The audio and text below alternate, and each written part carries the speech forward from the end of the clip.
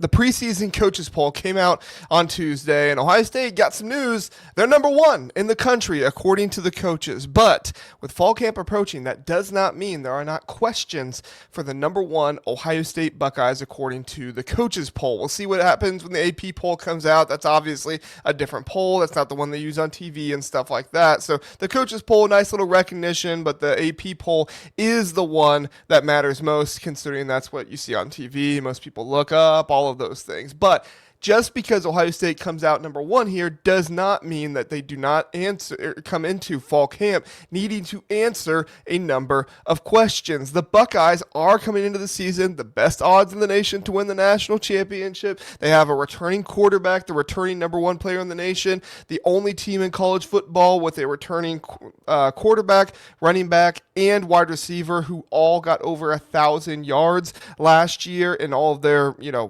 stat areas out there. But we still do have some questions because you have new offensive coordinator Arthur Smith. You have Matt Patricia seemingly being able to put his own stamp a little bit more on the defense and how that's going to work out this season. It's very interesting to see what could be going on at fall camp for the Ohio State Buckeyes, and that's what we're going to cover in this episode of the Big Ten Huddle podcast. One question for every position group in fall camp that we're going to get into. Fall camp starts on Thursday, August 6th. You actually can buy tickets for it if you'd like to be there, and I hear it's a great thing to go to with kids. I've never taken my kids, but if you take your kids there, there's possibly a way that you could maybe get some autographs and stuff like that. So if you're around the area and available during the day on Thursday, Friday, and Saturday, you might want to go ahead and buy a ticket there. Take your kid with you and have some fun with it. I know school starts, but hey, just let them skip school or something. Who cares? Who cares? Just kidding. I hope a teacher doesn't come for me. My wife's a teacher, and she might come for me after that. Anyway.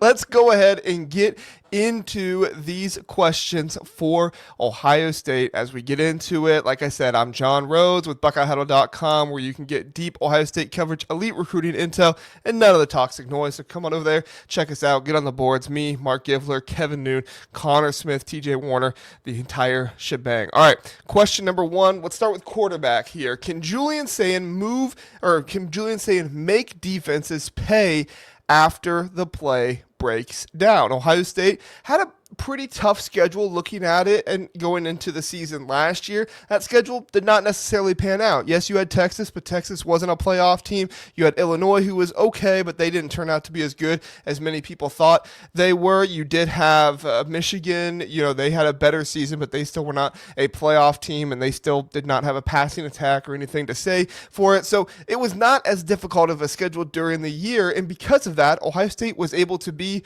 on schedule a lot of the time. They were able to be on schedule, and basically what the play was called was what they did a lot of times. There were a few times when you kind of had to mix it up a little bit here and there, but for the most part, Ohio State was operating under what plays they were calling, and everything, did not seem to break down very much during the season. You did have sometimes with UCLA and Purdue, they were kind of running some stunts and stuff like that with their defensive line, which confused the offensive line a little bit, but it was not too much to handle because those teams just, quite frankly, did not have the skill talent of what Ohio State had last year. Then you got into Indiana, and Indiana really forced you to kind of break down your plays and do some different things, and when the plays broke down, Julian Sayin was not as effective in those games. Still moved the ball pretty well. They got in the red zone, but they were not able to cap it off in the red zone. Then you get to Miami, and in Miami, he had some of these long developing plays, and some of the plays seemed like they were long developing because Julian Sayin was just so focused on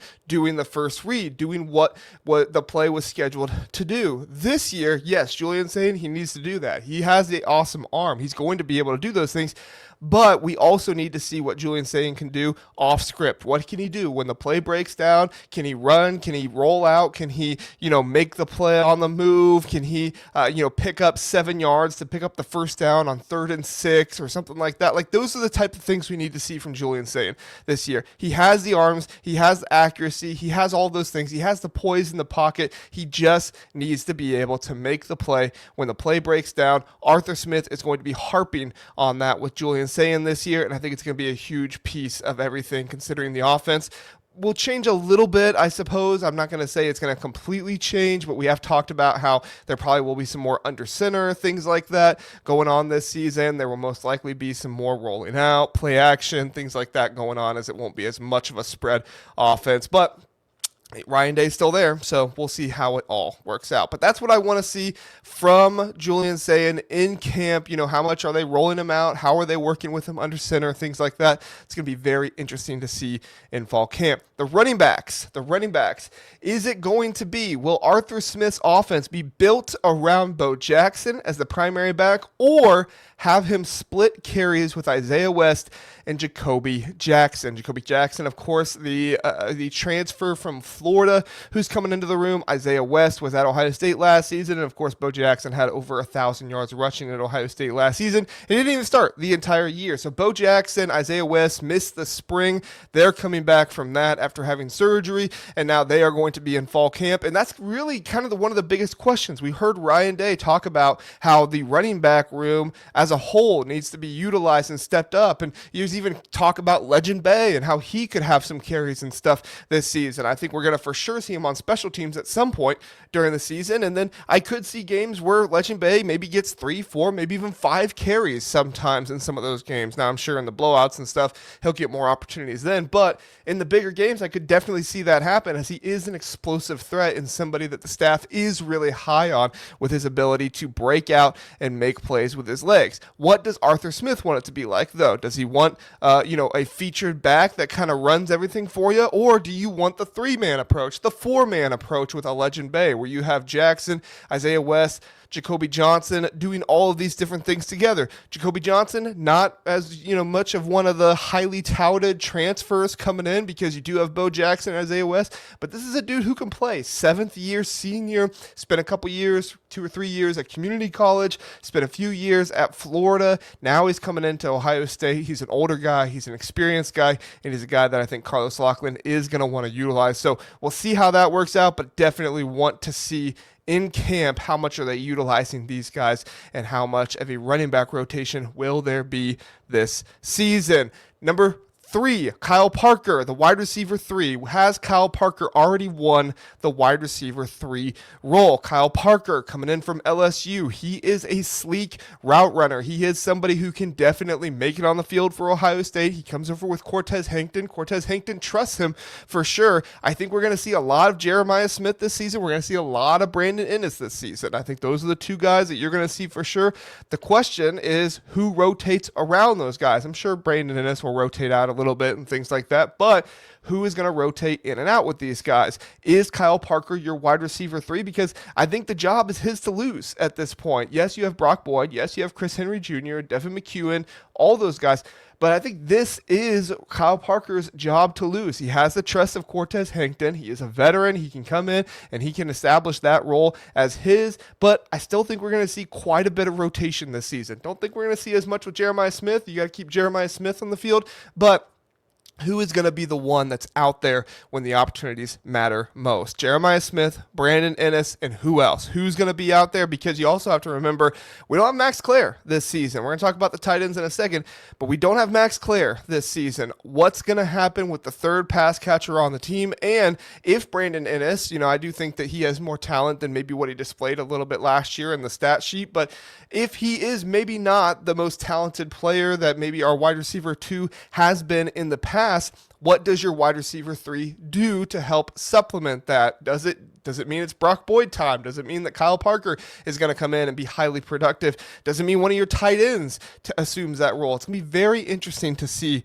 how that works out. Now, let's move on to the tight end, because who makes tight end 2 sets dangerous? The 2 tight end sets, who makes those dangerous? We know Nate Roberts is going to be tight end number 1. He's a veteran. He's coming into the season. He's a guy that has been talked up a little bit by the staff, and so we feel good about that. But then you have the tight end 2 role, who will most likely be a little bit more of the pass catching role. Nate Roberts can catch passes too, but he's not a Max Clare. All right. Nate Roberts is not out there, as a primary pass catcher type of guy. He's a balanced guy who can do a lot of good work for you. Bennett Christian, he's going to be a good blocker for you out there as well. But we need one of these two guys, Mason Williams and Hunter Welsing, to step up as a pass catcher for the Buckeyes and be that option coming off the line of scrimmage to be able to leak out, maybe get an easy first down, run across the middle, set one of those mesh routes over the middle to get a wide receiver or somebody else open.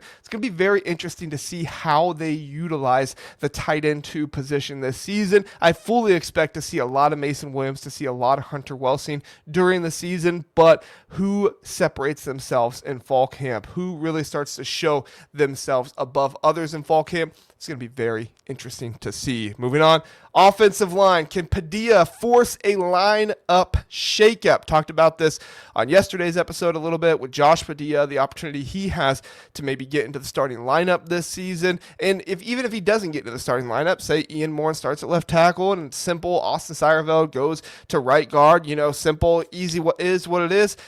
If that does happen, is Josh Padilla somebody who creates a rotation on the offensive line? We've seen that the past 2 years now where Ryan Day has been interested in rotating his players on the offensive line. I would say that we saw that mostly because of one player who was gone after the season a little bit more. I'm not trying to be disrespectful, but it just seemed like that was a position that primarily saw a lot of the rotation out there. But what is going to happen with the spot? If Josh Padilla does prove that he's somebody who can get time out there, does that mean you could possibly rotate guys out there where, maybe it's not just swap in and out for one guy, but if Padilla goes in at right guard, does Seyerveld move out to left tackle? If he goes in at right guard, does maybe Phillip Daniels move out at right tackle and Seyerveld comes in there for that? It's going to be very interesting. The versatility of Seyerveld, the ability of Josh Padilla, and Ohio State being high on him is not only just the backup center, but somebody who can get in there with reps at guard as well is going to be very, very interesting. We'll see what the first lineup looks like at fall camp, and I'm sure we'll all overreact to it as we all seem to do. But that's not going to be the answer at the end of it all. We'll see what it looks like at the end of camp. The defensive side. The defensive tackles, does James Smith unlock the defense? Now, I'm not even sure if James Smith is the one who's going to be starting for Ohio State this season. He definitely seems like somebody who will be having a great case to do that. But John Walker is a very talented player as well who could help clog up the middle there. Maybe James Smith is the one. That's it. I think James Smith is the projected starter in the middle of that defensive line right now. Edric Houston could obviously help out there in the middle of the defensive line. But what does Matt Patricia have up his sleeve? How does he use James Smith? Could we see James Smith and John Walker in there together? I think that's more of a possibility than maybe some people are giving it credit for. So this is going to be very interesting to see kind of how the defensive line matches up, especially the interior of it. We'll do defensive ends here in just a second, but especially the interior of the defensive line, how is that going to match up? Very interested to see what Matt Patricia does there. Now let's move on to the defensive ends, where it's Kenyatta Jackson. Mostly everybody knows that he's going to be starting. And then on the other side, you have Zion Grady and Quay Russaw. Now I think those two guys are going to rotate a little bit on the other side. Does Quay Russaw step up, or does Zion Grady step up? Who stops offenses from doubling Kenyatta Jackson? It's going to be very, very fun to see who kind of steps up in fall camp, assumes that kind of secondary pass rusher role, so that way you cannot just, or the opponent cannot just put all of their emphasis on Kenyatta Jackson or anybody like that. So let's see what happens here. Kenyatta Jackson, like I said, he's pretty much a lock for that defensive end role there on the edge, being the starter for it, but I think there's going to be a very good competition between Zion Grady, Quay Russaw, who steps up and is that secondary pass rusher for you. I think they both have great ability, and Quay Russaw, he's been in the linebacker room as well. So what does that mean, right? He's more of a defensive end. I think we're going to see him on the line of scrimmage more, but he's been in the linebacker room a good amount this season. What does Ohio State have up their sleeve? What does Matt Patricia have up his sleeve to be able to do this? Let's find out in fall camp as we start to see not necessarily all the rotations, but more of kind of what's going on out there. How are these players standing at the line of scrimmage? How are these guys lining up? It's going to be very interesting to see the hints that happen. Linebacker, who becomes impossible to keep off the field? We know Peyton Pierce and Christian Allegro are going to be on the field a good amount. Obviously I did the episode where we talked about how the linebackers could possibly shift things a little bit, and maybe you don't always have the same linebacker group out there, but I still think your primary two linebackers are going to be Peyton Pierce and Christian Allegro. But who is that third linebacker? Because we're almost positive that Matt Patricia is going to start utilizing some 3, maybe even 4 linebacker sets at times. Is it Riley Pettijohn, who missed all the spring practice? Is it TJ Alford, who did play some last season and he was in spring practice? Or is it the true freshman Sincere Johnson, who behind the scenes is making a good amount of noise out there? He made some good noise, when he came in for spring lifting and things like that. We'll see what he looks, or summer lifting and things like that. We'll see what it looks like once he gets out there in fall camp. But I'm very, very excited to see what James Laurinaitis does with these 3 young linebackers and Riley Pettijohn, TJ Alford, and Sincere Johnson. They are all going to make a big impact in their careers at Ohio State. But I think we're just trying to figure out now who's the first one that starts to make that impact. We will love to see it. Last 2 positions. Is Ohio State building a 4 safety system? Now, I did an episode a little while back. You can tell I've kind of done a few episodes on all of these. So some of these are a little bit of recaps. I'll go ahead and put some of these episodes down in the description for you, so that way you can click on those if you'd like. But is Ohio State building a 4 safety system? You got Leroy Roker, who is battling for a spot with Terry Moore. I think Leroy Roker is going to show himself that he needs to get snaps this season. Jalen McClain, he's going to be somebody that possibly could wear the green dot this season. He's a leader of the defense. Earl Little coming in, he is going to be a big part of the defense as well. They're going to use him in some different spots. Terry Moore, he is going to be very fun to see how they line him up out there. And then if Leroy Roker can kind of sneak in from the back and be that 4th safety that kind of gets a rotation in there, how do they utilize him? Is he more of just a rotation guy? Is he somebody that they use in certain instances because of his play style and things? Who knows? It's going to be very, very interesting to see how the safety room works out. And then finally, cornerback. Can Devin Sanchez unlock Patricia's full defense? Can Devin Sanchez be the one that can kind of unlock this by being a guy who can be out there on an island? Can Devin Sanchez's development change the way Patricia calls the entire defense? Sanchez reportedly became more comfortable as last season progressed and expected to play faster with less hesitation. He was very good in the spring game. I am very high on Devin Sanchez. I think he could be somebody that maybe gets close to an All-American, maybe becomes an All-American this season, and gets a lot of credit for his play this year. Going to be fun, going to be interesting, and like I said, you got Jermaine Matthews too. Jermaine Matthews Jr. out there, and I mean, you got other cornerbacks in this room that I think are going to push for some spots as well. Cam Calhoun is going to push for a spot. Dom Kelly is somebody that I've heard a good amount behind the scenes as well. They are very excited about him. His length is very exciting for them. Overall, there's a lot to be excited about when it comes to the Ohio State Buckeyes in fall camp, as pretty much every Ohio State fan knows, and pretty much everybody knows when you see them as the number 1 ranked team in the coaches poll. So just to recap our questions here: can Sayin win after the play breaks? Feature back or committee for running back position? Has Kyle Parker already won the wide receiver 3 job? Who makes the tight end who makes the tight end 2 spot set what they need to have? Can Padilla force a lineup rotation, or maybe even force his way into the lineup? Does James Smith unlock the defense on the defensive line? Who steps up to help Kenyatta Jackson as a secondary pass rusher? Who becomes impossible to keep off the field at linebacker? Is Ohio State building a 4 safety system? And then finally, can Sanchez, unlock Patricia's full defense? Now, if I had to talk about which 3 I think are the most important here, I would probably go with 3 most important. Offensive line is the most important to me. I still think you need to figure that out, and you need to figure out who's in the right spots because you got a lot of talent on the offensive line. You made a gamble by bringing all these guys back. It was an offensive line that did not do you a whole lot of favors at the end of last season. Of course, play calling as well. Ryan Day does need to own that, and I think he would if people asked him about it. But the offensive line, you brought back all these guys, so you're saying you believe in them. Let's see what they look like this season. I think Julian Sayin and his ability to, break away from the play if things have to go off script, that's going to be very big.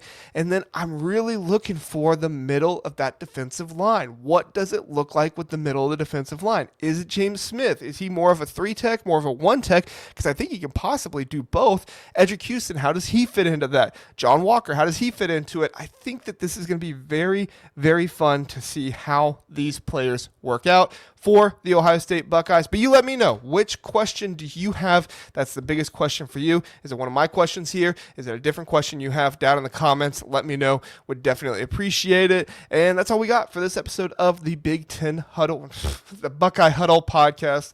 The Big Ten Huddle is my other show.